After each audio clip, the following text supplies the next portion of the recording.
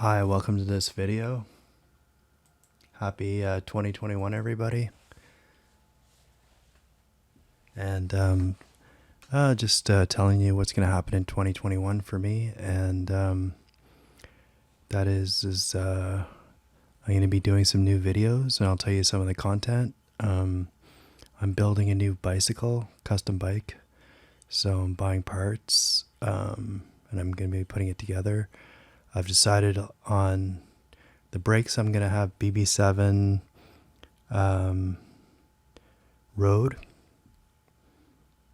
I think they're the Road or the Road SL. I already have them. BB7 Road SL. I got them on eBay. They're used, but they're like new condition. So I got them for $100. They're really nice brakes. BB7s are awesome brakes. Mechanical. Disc brakes. So these are the BB7 Road or Road SL. I think they're just Road. And so those are going to be the brakes. And the bike is going to be my old Brody frame, aluminum frame, and with the steel fork. And for derailleurs, I've already chosen. I'm going to do SRAM S0 or SO. Road SL.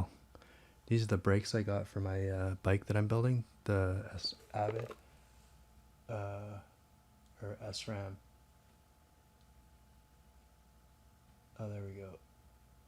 So that's going to be the disc brakes that I got on, picked those up on eBay. And the drivetrain's going to be SRAM XO 9-speed, 9x3. And I got the shifters already. They're the XO shifters.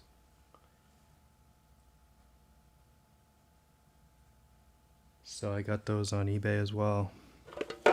So so it's going to be an XO bike. SRAM XO. SRAM XX is the top, and SRAM XO is second from the top line for SRAM. So here's the shifter. I rebuilt this shifter. I just rebuilt it. It took me a couple hours to rebuild it. It had a lot of dirt in it. The other shifter that I have is in really good condition. So that's a SRAM X0 3-speed shifter right there that I rebuilt. And the other shifter is the 9-speed. And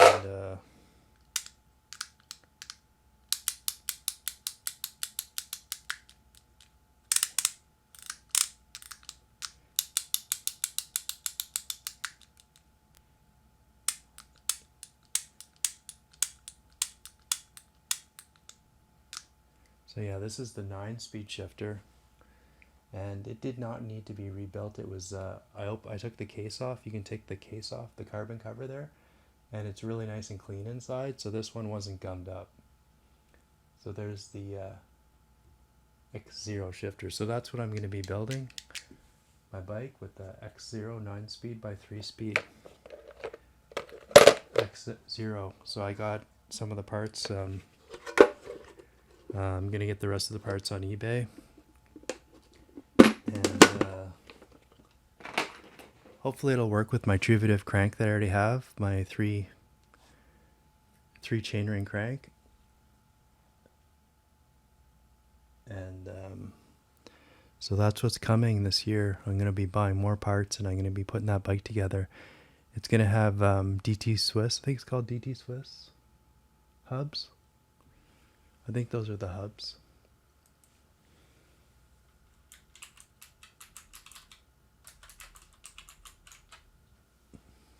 Yeah, it's going to have DT Swiss hubs. I already got the rear hub. So I'm going to be building my wheels. I've always wanted to try the cartridge hubs.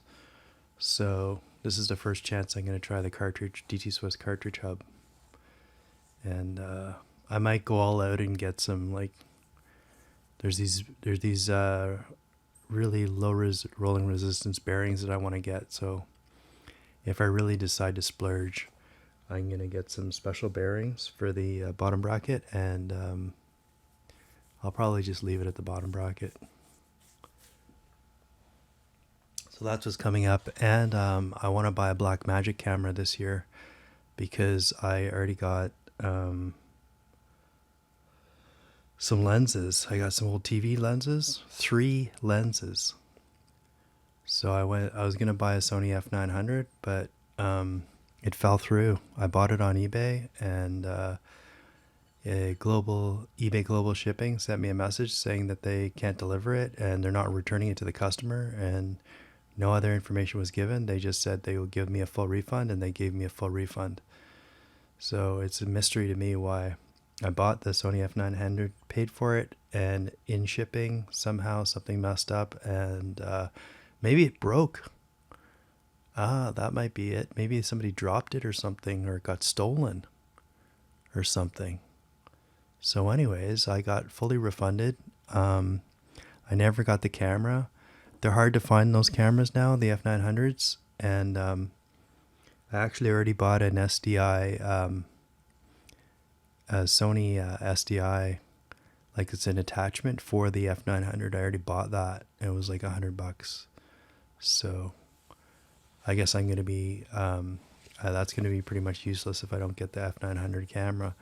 But I did actually change my mind, and unless things change, I'm going to be buying a Blackmagic camera, production 4K. That's the camera I'm going to get now. This is my new camera. This is going to be my new camera coming up. I've decided that it's going to be the Blackmagic production 4K, and I'm going to try to get it probably on eBay. And I'm going to get a B4 adapter for B4 TV lenses, because I've got 3 B4 TV lenses, and those are going to be my lenses for the camera. So that's going to be my new rig, and it's probably going to have rack rails too to hold the lenses, because the lenses are quite big. So that's going to be exciting. It's going to be my new camera setup for 2021. So anyways, this is the review. It's for these headphones that I scored on eBay. And these are the Sennheiser Momentum 2.0. I got them for like $50 plus shipping, so maybe $70 US. And they're in good working shape. The battery says 90%, and I wore it for about an hour and it still says 90%. So these batteries go for 22 hours. You can actually replace the batteries. You can buy the batteries on eBay and replace the battery. It's a lithium or a LiPo battery. Lithium polymer, I guess, LiPo. So you can actually buy the battery on eBay to replace it if this battery goes dead, and you can take it apart as well. So I want to review these headphones. They are really nice headphones. They are expensive headphones. I really love Sennheiser headphones. One of my favorite all-time pair of headphones is Sennheiser's Adidas. I use those for running, and I wore them at work as well. They're little in-ear headphones that are for sports, and they're supposedly waterproof, but they sound amazing. And I'm used to high-quality sound too. Like I wear these Bear Dynamic DT100s that I slightly customized. So they're my 400 ohm studio headphones, and you know, they have amazing sound. So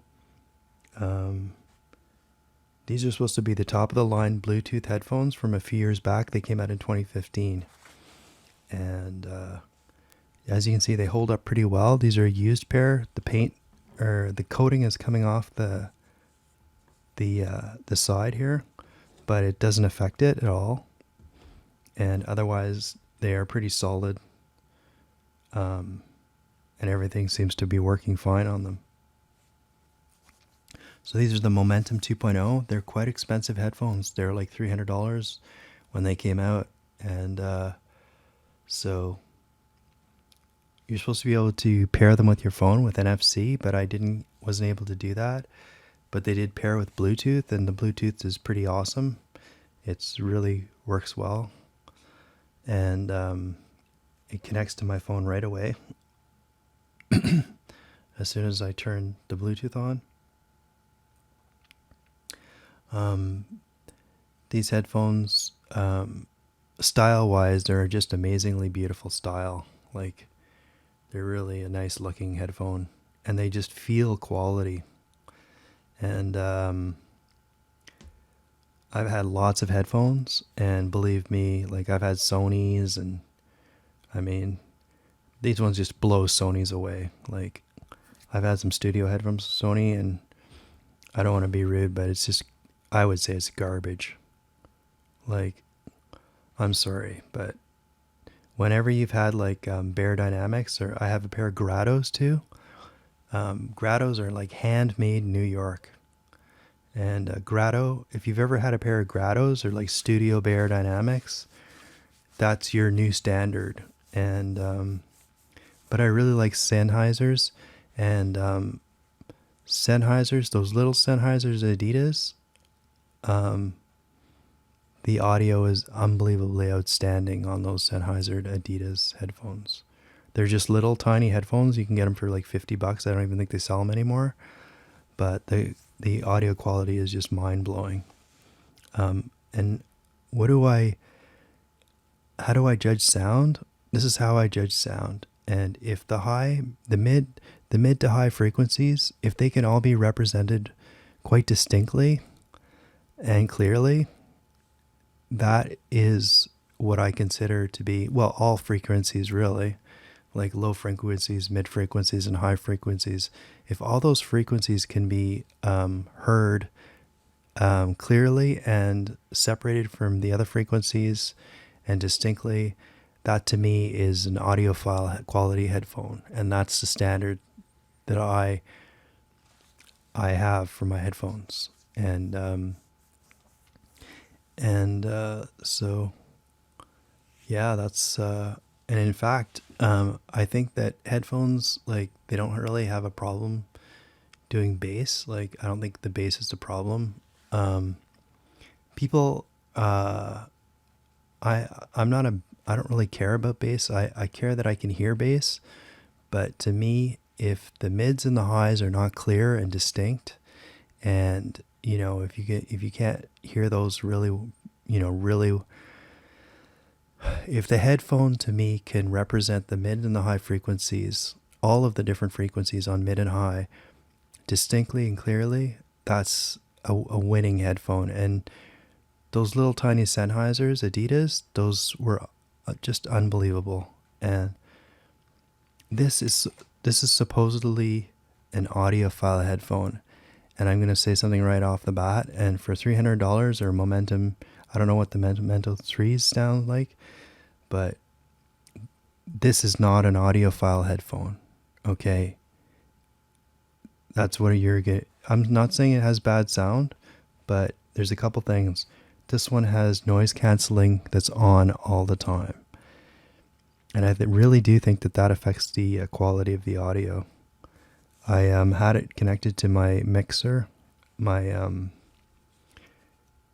have a really nice power amp, and it has a nice mixer in the power amp app. And I tried all preamp settings. So I tried all the preamp settings, low, high, all of the frequencies. And if your audio from your Android phone is crappy, then try power amp, because it's a really good audio application for your Android phone. It'll give you the kind of audio you want from your Android phone. So anyways, like, these are just beautifully designed, and they look beautiful aside from the paint scraping off there. These are really cushy cushions, and I would have preferred if they were more firm cushions, because I think they're just kind of hot and sweaty. But anyways, 22 hours battery life, that's unbelievable. But the drawback is the audio quality isn't audiophile quality, And the other thing too is you can't turn off the noise canceling. It's always on. And there's no app that supports these because they were put out in 2015. So Sennheiser stopped using an app to support these headphones. So there's positives about it. I don't know. This is what I'm telling you right now. I mean, I'm not saying that they're crappy quality. They're good quality headphones, and the sound is good quality. But overall, I'm not impressed at all. I found that the bass is really muddy. The bass is sort of like sloppy and muddy, and not well defined. And the higher frequencies are very blunt. They're not delicate. And so there's no way that this headphone is audiophile quality. There's no way. It doesn't come close. That's my 2 cents. But I still think they're an excellent headphone. But yeah, I'm really glad that I didn't pay $200 or $300 for these headphones and expect audiophile quality. But so yeah, that's when you listen to noise. This is actually the first time I've ever listened to noise canceling headphones, and I'll be totally honest, is that I don't really like it at all. I prefer to be able to hear, even with the closed back headphones that block out most of the sound, I prefer to hear a little bit of what's outside. I'm just used to it. And when you hear noise canceling headphones, there's kind of an artificial feel to it, which I don't like at all. So anyways, that's my 2 cents. I think that if they would have made these Bluetooth headphones just straight out audiophile quality, like no noise cancellation, or you can, the new ones, you can turn them off, but just make a pair like these, like that are just audiophile quality, like with really nice Sennheiser drivers, and I think they would fly off the shelves. I think they should actually have 2 versions of these Bluetooth, one with noise cancelling and one without.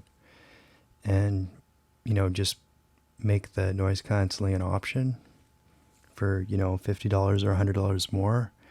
And I definitely would look at buying these ones without the noise cancelling, or at least with the option to turn it off. And, even have some settings, maybe like low, medium, and a high noise cancelling or something. So anyways, yeah, I don't know what else to say about this. You can buy these for like $50 on eBay. And the fact that you can replace the lithium battery makes these definitely worth the money. And just because they're such a nice looking headphone. So they're definitely, if you can pick them up secondhand for like $50 or $100, I would definitely do it. Just because they're so nice to have Bluetooth and like that's wireless. It's a nice thing to have. Just to be wire free. But having said that, I don't like them enough that I would stop using my Bear Dynamics for like everyday listening. So anyways, and also the sound quality on my mic has been terrible for the last little while, and I figured it out why, and that is like one of the soldering points on the cable, my mic cable, was not contacting, and so that's why there was like horrible background noise. And surprisingly, the mic still worked. I'm really surprised that with just one of the connections, the mic still was able to record. So anyways, yeah, that's a little bit about what's going to be happening in the near future. So I hope everybody has a happy New Year, and subscribe to see what's going to come, to see my latest videos. Thanks for watching.